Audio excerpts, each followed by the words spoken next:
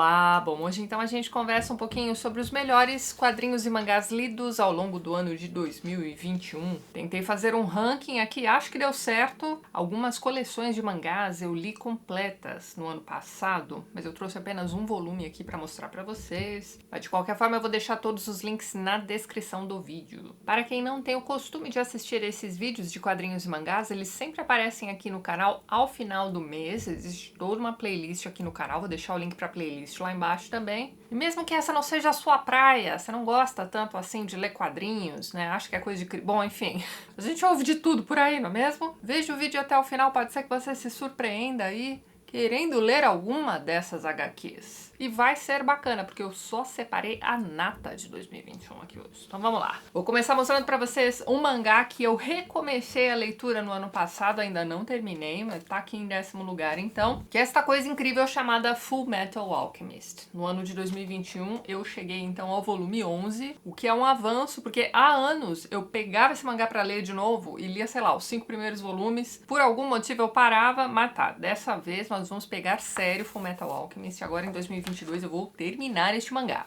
Mas não importa quantas vezes eu releia os primeiros volumes de Fullmetal Alchemist, eu sempre vou achar maravilhoso.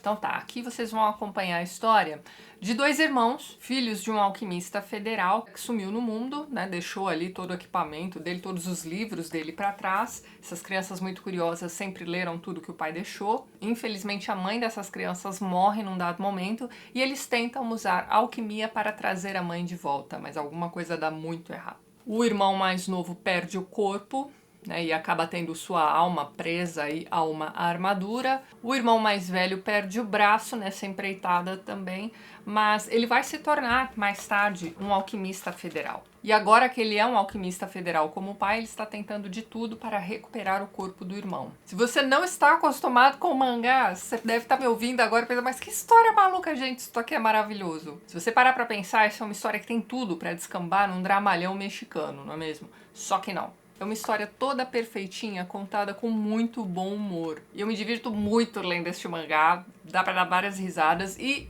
os momentos de drama são muito bem feitos. É aquele tipo de mangá que você não espera, mas em algum momento você vai se pegar lavando os olhos de dentro pra fora. Assim, eu esqueci de mencionar a mangaka, que é Hiromu Arakawa. Gente, se você nunca leu Fullmetal Alchemist, dê uma chance. Ó, os primeiros volumes ainda estão disponíveis na Amazon. Então pra você que tá entrando agora no mundo dos mangás, deixa eu avisar uma coisa importante pra você. Quando começar a sair um mangá que te interesse, mesmo que você não tenha tempo para ler no momento, comece a comprar os volumes. Porque eles costumam sumir rapidamente e demora uma vida inteira para as editoras fazerem novas impressões. É um negócio meio desesperador, isso acontece com um outro mangá que eu vou mostrar aqui pra vocês nessa lista também. Aliás, acontece com todos. Esses mangás assim mais icônicos, mais conhecidões, a hora que sai uma reimpressão é a hora que você precisa investir. Eu mesma aprendi isso a duras penas, tá? Eu só começo a ler um mangá quando ele já tá muito bem encaminhado ou quando eu já tenho praticamente todos os volumes em casa. Que eu também já passei bastante raiva começando mangás, assim, devagarinho, comprando aos poucos e de repente o mangá some. Em 9º lugar eu coloquei um outro mangá também, só que dessa vez é um mangá em apenas 2 volumes, então isso já facilita bastante a vida. E é uma história toda esquisitona. Estou falando de Tomie, do Junji Ito, nosso autor favorito de histórias de terror japonesas. Eu comentei com vocês o Tomie no vídeo de quadrinhos e mangás que saiu no mês do horror, e minha gente, se você já acompanha esse mangá há bastante tempo, você já sabe o que eu vou dizer. Na minha opinião, a obra-prima de Junji Ito é Uzumaki. Vocês estão vendo a capinha aqui do lado, eu vou deixar o link lá embaixo pra vocês darem uma olhadinha também. Por quê, minha gente? Isso aqui é um negócio absurdo. Junji Ito vai fazer você começar a olhar pra espirais. É isso mesmo que você ouviu, de um jeito estranho. E eu sempre faço a mesma comparação também. Se vocês já leram aquele conto do H.P. Lovecraft chamado A Cor que Caiu do Espaço, dá pra você ter uma boa ideia do que é que ele vai fazer com essa espiral aqui em Uzumaki, né? Na Cor que Caiu do Espaço, o H.P. Lovecraft faz o leitor ficar com medo de uma cor. É isso mesmo. Inclusive temos um vídeo aqui no canal pra esse conto espetacular, também vou deixar na descrição do vídeo, não deixem de ver, vocês precisam conhecer aquilo. Mas tá, vamos a Tomie. Gente, este mangá aqui é uma história absolutamente esquisita, que não, eu não recomendo pra todo mundo. Só pra você aí que já conhece o universozinho medonho de Junji Ito. Aqui a gente acompanha a história da Tomie, que é essa garotinha linda, fofa, meiga, não é mesmo? Só que não, ela é um demônio terrível. Eu vou contar pra vocês somente como é que este mangá começa, e as próximas histórias que você vai ler da Tomie são sempre assim, ó, uma pior do que a outra. O negócio é uma bola de neve. E não existe uma solução. Não tem uma explicação, a gente não tem aqui a história da origem da Tomie, nada disso. O que acontece aqui no comecinho? Você tem toda uma comoção dentro de uma escola, né? Tomie aqui no começo do mangá é uma colegial, e o que acabou de acontecer com ela foi o seguinte: ela foi morta, esquartejada e espalhada pela cidade. Então, no comecinho aqui da história, nós temos essa cena dentro do colégio, você tem os professores todos preocupados ali com os alunos, né, tentando conversar com eles sobre essa tragédia terrível que aconteceu com esta menina. E tá tudo bem, né, os alunos estão realmente bastante assustados, mas de repente surge Tomie, como se nada tivesse acontecido. Então, no primeiro momento, você fica assim, tá, pera lá, isso é o fantasma da menina? O que tá acontecendo? Não é o fantasma, é ela mesma. E aí a gente passa a acompanhar um flashbackzinho sobre como ela foi morta e esquartejada. Basta saber que Tomie teve um caso aí com um dos professores, o professor mata essa menina durante uma excursão da escola e os demais alunos vão ajudar este professor a esquartejar o corpo da Tomie. Então todos aqueles alunos que estão ali, poxa vida, a Tomie morreu de um jeito horrível, eles ajudaram a sumir com o corpo dela. E é isso, é assim que começa este mangá. A partir daí você vai lendo histórias e histórias de pessoas que vão entrar em contato com Tomie. Você vai vendo que ela é esse demônio sem explicação nenhuma que vai surgindo a partir dos corpos de outras pessoas. E ela vai ter sempre essa aparência aqui, ó, linda e fofa, irresistível. Você vai encontrar aqui histórias de pessoas que quiseram muito cuidar da Tomie, mas todas elas em um dado momento sentirão um desejo irrefreável de esquartejá-la. Pronto. É isso que você vai encontrar aqui neste mangá. Aí você aí que não tá muito acostumado com esse universo de mangás, você deve estar me ouvindo agora e pensando, meu Deus do céu, Tatiana, por que essa aí foi uma das melhores leituras de 2021 em termos de quadrinhos e mangás? Porque, minha gente, Junji Ito faz algum tipo de magia com o leitor que ele te prende nesse tipo de história. E você não consegue largar este mangá enquanto você não termina de lê-lo. É um negócio impressionante. Só quem já leu os mangás deste mangaka aqui entende o que é que acontece durante a leitura destes, né, dessas histórias malucas. Mas é isso, se você gosta de terror japonês, né, dentro do cinema também, os filmes de terror japoneses, aliás, são sempre assim também, umas histórias que se você parar pra pensar são meio esquisitas demais, tipo, sei lá, O Grito. E aí não vale você ter assistido as versões hollywoodianas dessas histórias de terror japonesas. Aqueles filmes da Samara também eram baseados em histórias japonesas, olha. Se você gosta desse tipo de história, você pode começar a procurar aí os mangás do Junji Ito. Continuando, em 8º lugar eu coloquei outra HQ comentada durante o mês do horror, que foi então Incidentes da Noite, do David B. Ou na verdade Davi B, né? Ele é francês. Enfim, pessoal, aqui o que nós temos é o seguinte. Esta foi uma HQ que me enganou. Eu li em algum lugar uma sinopse desta HQ que dizia que ela trataria ali de histórias que acontecem nos subterrâneos de Paris. Se você já viu aí algum documentário, se você já leu alguma coisa a respeito dos subterrâneos de Paris, você deve saber que dá pra se criar algumas histórias bem medonhas de terror ali, mas enfim. Imaginei que aqui nós teríamos então a história aí dessas catacumbas. Mas não é bem isso que acontece, não. É uma história bem esquisita também, mas na minha opinião interessante pra caramba. O que nós temos aqui é o seguinte, nós temos um personagem principal que vai sonhar com um livro. E é um sonho tão vívido, e no sonho ele se sente tão satisfeito por ter encontrado aquele livro, que assim que ele acorda, ele começa a procurar por aquele livro. Então ele sai caçando esse livro em todos os lugares, né? Ele vai passar por todas as livrarias de Paris. Aí o interessante aqui, a gente acompanhando as livrarias que só quem mora lá conhece. São umas livrarias meio escondidinhas, em condomínios, ou em fachadas que nada tem a ver com livraria, mas você sabe que lá dentro tem ali uns corredores com prateleiras, né? Então, assim, é o submundo dos livros de Paris, não é mesmo? Inclusive, ele vai entrar em alguns sebos que eu cheguei a comentar com vocês, ó, me lembraram bastante os sebos da Liberdade em São Paulo. Se você já fez a rota dos sebos da Liberdade até a Praça da Sé, você sabe do que eu estou falando. Tem uns sebos em que a gente entra que parece que os livros estão assim mesmo, ó, todos empilhados ali nos cantinhos. A impressão que dá é que os próprios vendedores não sabem o que é que eles têm ali. Ou talvez não saibam mesmo. Mas então, esse personagem vai sair procurando loucamente aí por aquele livro dos sonhos e assim, ninguém conhece aquele livro. Nenhum livreiro, nenhum dono de sebo, nenhum funcionário de sebo conhece aquele livro. Mas ele finalmente vai encontrar alguém que vai dizer assim pra ele, olha, realmente existe aí um Incidentes da Noite, mas não era exatamente um livro, era uma revista literária. E aí ele começa a procurar pelos exemplares dessa revista literária e realmente ele vai encontrar alguns. Mas é uma revista que teve aí as atividades interrompidas há muito tempo. Só que aí, de repente, em meio a tudo isso, vai surgir aí um novo exemplar de Incidentes da Noite. E aí você começa a acompanhar toda uma história de mistério envolvendo esse periódico. E a história é basicamente essa, não vou contar o desenrolar para vocês, mas a questão aqui é a seguinte, em meio a essas conversas com livreiros, ele vai entrando em contato com diversas histórias, não exatamente histórias perdidas, mas histórias da literatura universal.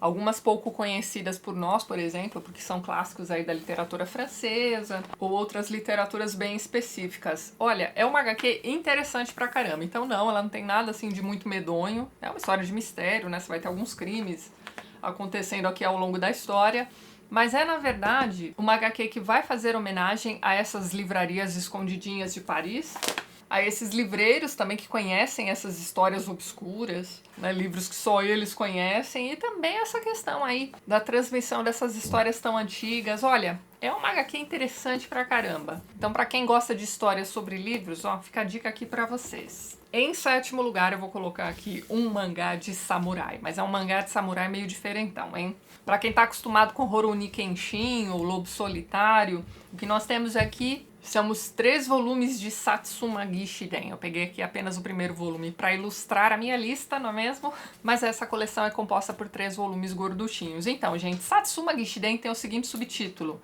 Crônicas dos Leais Guerreiros de Satsuma. Então vamos lá. Esse mangá aqui é do Hiroshi Hirata, e assim, gente, qualquer mangá deste mangaka que você encontrar por aí, pode pegar pra ler, porque é absolutamente lindo. Dá só uma olhada no traço deste mangaka.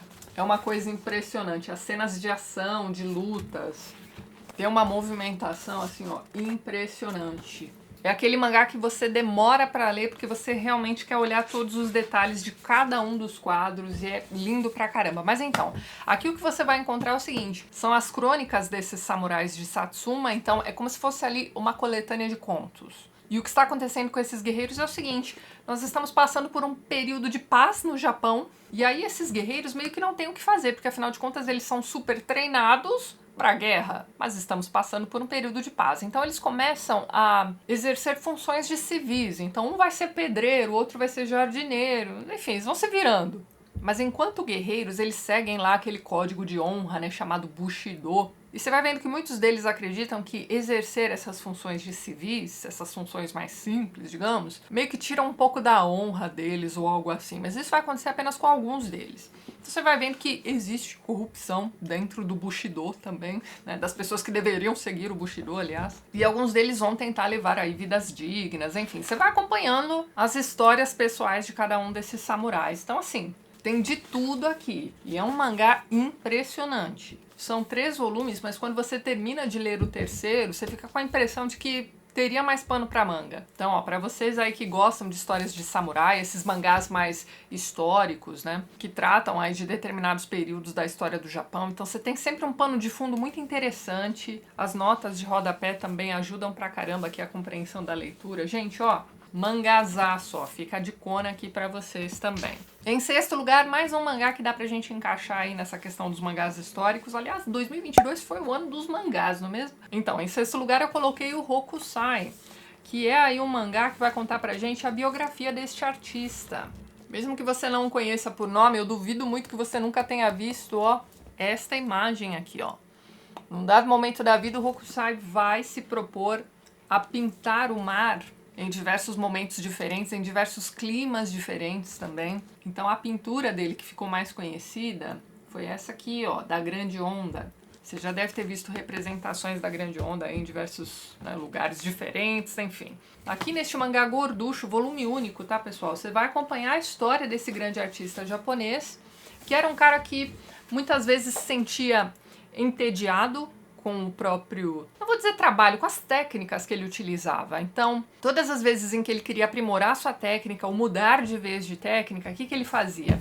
Ele mudava de nome. porque ele entendia que ao mudar a técnica ele estaria voltando à estaca zero. Então ele já era um baita de um artista reconhecido pra caramba no Japão, mas ao mudar de nome é como se ele se tornasse ali outro artista, né? E o interessante é que ele vai fazer isso algumas vezes ao longo da vida e ele será sempre muito bem sucedido. Não necessariamente financeiramente, né? Mas ele será reconhecido. Então aqui, quando a gente começa a ler a história do Hokusai, ele já está nas últimas, né? Já está ali em seu leito de morte, e aí nós vamos acompanhando as memórias do Hokusai. A questão aqui nesse mangá é a seguinte: você não vai ler uma história linear. Você vai ler sobre alguns momentos da vida desse artista de forma assim meio desordenada mesmo. E em meio a essas memórias do Hokusai, nós vamos ter aqui também algumas representações de suas pinturas, né? Tudo isso feito aqui pelo mangaka, que é o Shotaro Ishinomura. Gente, o trabalho dele é um negócio impressionante. É um dos mangás mais bonitos que eu já li na minha vida, então vale muito a pena conhecer. Para quem gosta de biografias de grandes artistas e nunca leu um mangá, ó, fica a dica aqui para vocês, mais uma edição impressionante. Em quinto lugar, eu vou colocar aqui, ó, Os Leões de Bagdá, do Brian K. Vaughan. Brian K. Vaughan também é um baita de um quadrinista. E aqui nesta HQ ele vai contar pra gente a real história, né, dos Leões de Bagdá. Na verdade, o que a gente vai ler aqui é uma representação dessa história do ponto de vista dos Leões de Bagdá mesmo. E se você não sabe do que eu estou falando, bem, durante a Guerra do Iraque, num dado momento, um zoológico será bombardeado. E aí você passa a ter, em meio aos escombros da guerra, esses animais do zoológico perambulando pela cidade absolutamente destruída. E assim, pessoal, é uma história triste pra caramba, mas bonita demais. Então, pra você aí que se interessa por histórias de guerra, ó, essa é uma história impressionante, como eu disse pra vocês, imaginada, né, contada aqui através do ponto de vista desses animais aí, que também sofrem pra caramba em meio a esses conflitos todos. Olha, fiquei bem impressionada com essa HQ, viu? Vale muito a pena a leitura. Agora, em quarto lugar, temos mais um mangá, e dessa vez foi um presentaço que eu ganhei do Denis. O Denis tem canal aqui no YouTube, eu vou deixar o link lá embaixo para vocês conhecerem também. Mas então, o que acontece aqui é o seguinte: o Denis fez pra mim esses 3 primeiros volumes deste mangá, gente. Esse mangá aqui é o Yotsubae, de Kiyohiko Azuma. E é um mangazinho sensacional. Como eu disse pra vocês, são só os 3 primeiros volumes. Esse é um mangá longo, que já não tem publicação aqui no Brasil há muito tempo. E aqui o que a gente acompanha é a história da Yotsumo, que é essa garotinha toda doidinha, mas, gente, ela é um barato. Então, assim, ela e o pai se mudam pra essa nova vizinhança. E essa menina, que deve ter seus 5 anos de idade, já tem toda a personalidadezinha dela formada. E ela é um barato, é aquele tipo de criança que se diverte com qualquer coisa, sabe? Então ela vive somente com o pai, a mãe não aparece aqui em nenhum momento, pelo menos nesses 3 primeiros volumes, a gente não sabe exatamente o que aconteceu com essa mãe. Como eu disse pra vocês, eles estão chegando a essa nova vizinhança, então eles vão conhecendo aí os novos vizinhos. Tem uma família específica de vizinhos que vão receber super bem, né, os dois. A Yotsumo vai fazer amizade com as filhas, né, dessa família, que são ali meninas bem mais velhas do que ela. E a gente vai acompanhando o dia a dia de pai e filha aí nessa nova vizinhança. E assim, aos poucos você vai vendo que existe alguma coisa de errada com essa menininha. Mas isso não importa, porque tudo aqui é contado com muito bom humor. É aquele tipo de história que dá um quentinho no coração, sabe? É uma historinha leve, divertida. É aquele tipo de história que você está lendo e você nem percebe que você está sorrindo ao longo do volume inteiro, sabe assim? Então é isso, ó, pra você aí que está procurando uma história leve, bonitinha de tudo e que ainda vai te render aí boas risadas, ó, fica a dica aqui pra vocês também do Yotsubi. Denis, mais uma vez, muito obrigada. Agora nós chegamos ao top 3 da nossa lista. Em terceiro lugar, pessoal, eu vou colocar aqui uma HQ que me surpreendeu pra caramba. Essa aqui é o Duas Vidas, do Fabian Toumé. E assim, eu vou comentar aqui o enredo dessa HQ com vocês e vocês vão ver que não tem nada de surpreendente na história em si. É um enredozinho que já foi usado aí 1000 vezes em filmes, seriados e enfim. Aqui nós vamos acompanhar a história desses 2 irmãos que não poderiam ser mais diferentes, né? Você tem o irmão mais velho, que é um médico sem fronteiras, e você tem o irmão mais novo, que é aí um advogado que trabalha num escritório de advocacia qualquer, e assim, ele é aquele tipo de pessoa que vive para o trabalho, né? Acorda cedo, vai pro trabalho, faz hora extra, chega em casa exausto, dorme, né? Repete tudo eternamente, não é mesmo? Só que quando ele era jovem, Ele era guitarrista, né? Ele fazia parte de uma bandinha, ele queria ser um rockstar, mas enfim, se afundou aí nessa vidinha sem graça, de trabalho burocrático, vive sozinho, não aproveita a vida, enfim. Enquanto isso, o irmão mais velho, que é o Médicos Sem Fronteira, é um cara que aproveita a vida da melhor forma possível em seus momentos aí de lazer, certo? Então ele está voltando para Paris, vai encontrar o irmão e ele tem uma missão. Ele quer fazer com que o irmão aproveite a vida. Só que enquanto esse irmão mais velho está visitando a família e em Paris ainda, esse irmão mais novo vai descobrir que tem um caroço embaixo do braço. Aí o irmão, que é médico, vai conseguir para ele ali uma consulta com o melhor oncologista da cidade, aquela coisa toda. Ele vai até lá, faz 1000 exames, e aí o médico vai virar para ele e vai dizer o seguinte: olha só, você tem X meses de vida aí pela frente, e o tratamento possível não vai te ajudar.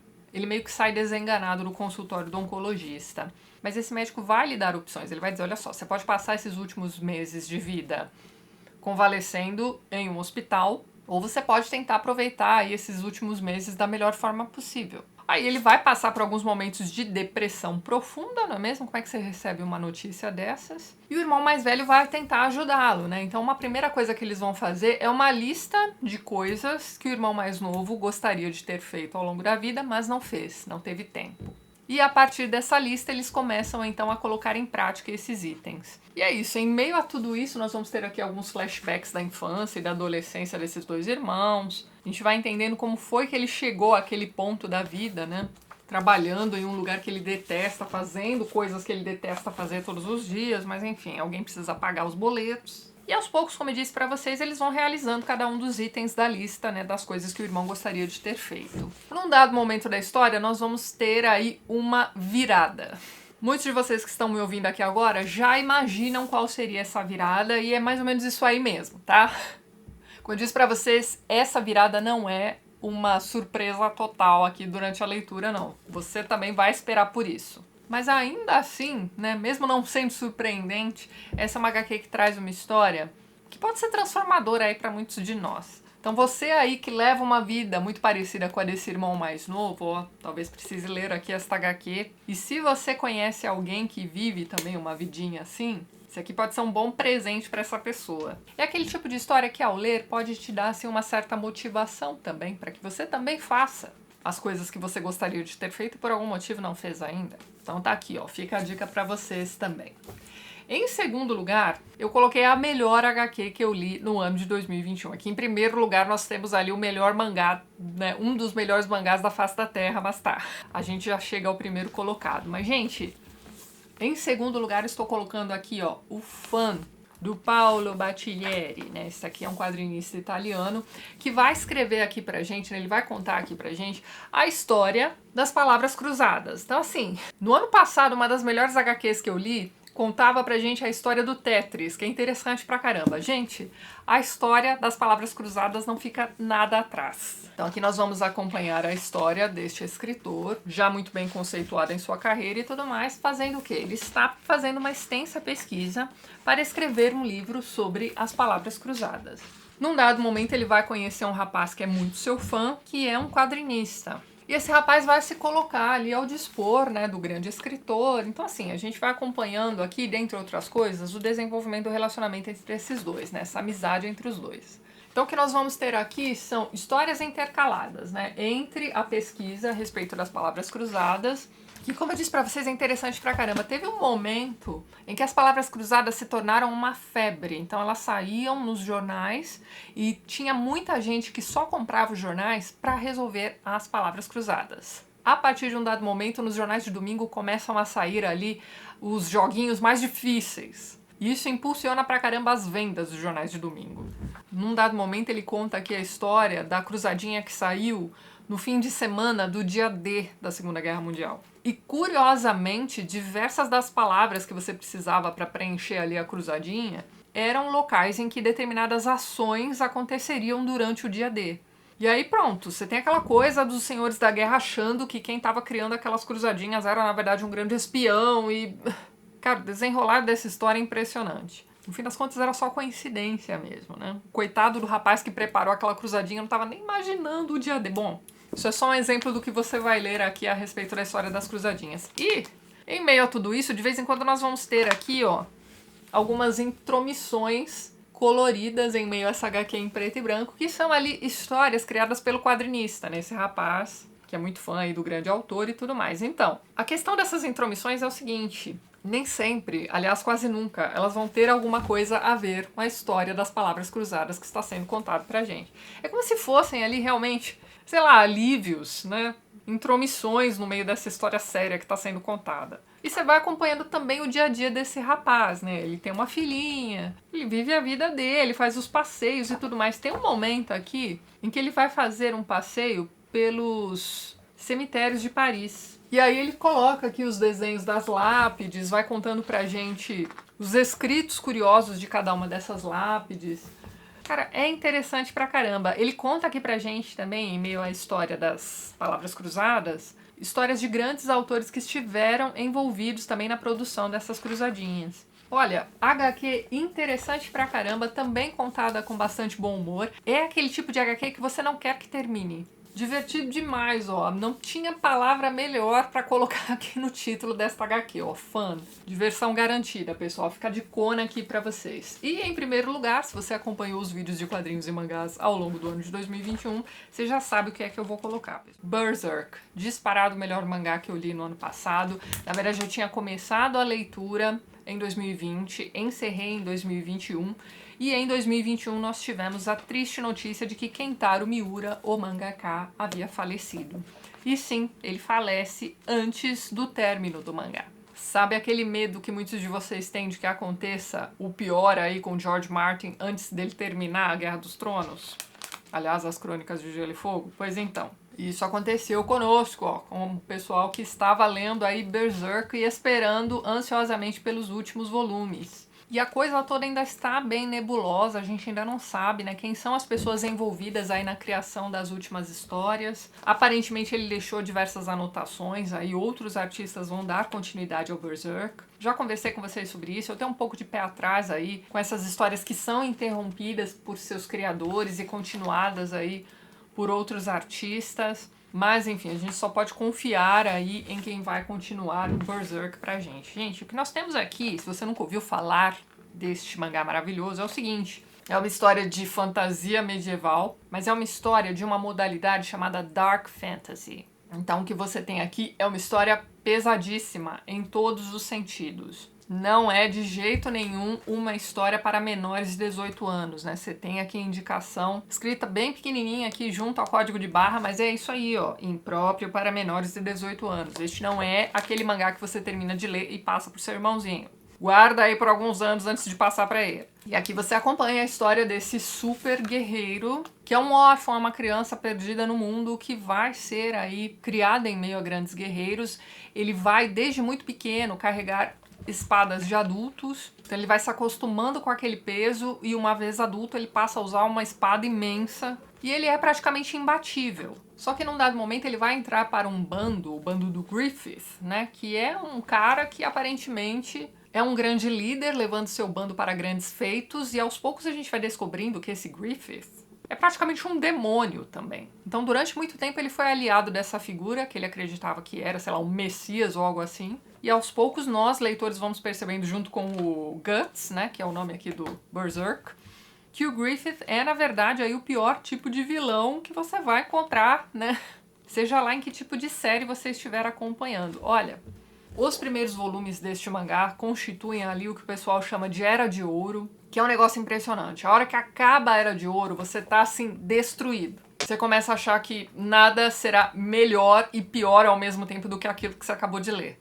Mas vale muito a pena a continuação aqui da história. Eu peguei um volume aleatório aqui pra mostrar pra vocês, enfim, esse aqui é o volume 36. O mangá não correu muito além disso. E é isso aí, pessoal. Tô aí na torcida da continuação de Berserk junto com vocês. Isso aqui é impressionante. Ao longo do ano saíram algumas reimpressões, tá, deste mangá, então fiquem de olho. Já não está mais tão difícil assim conseguir os primeiros volumes, mas esgota rapidamente, aquilo que eu falei pra vocês no começo do vídeo. Esses mangás mais icônicos aqui, ó, quando começam a ser reimpressos, somem muito rápido.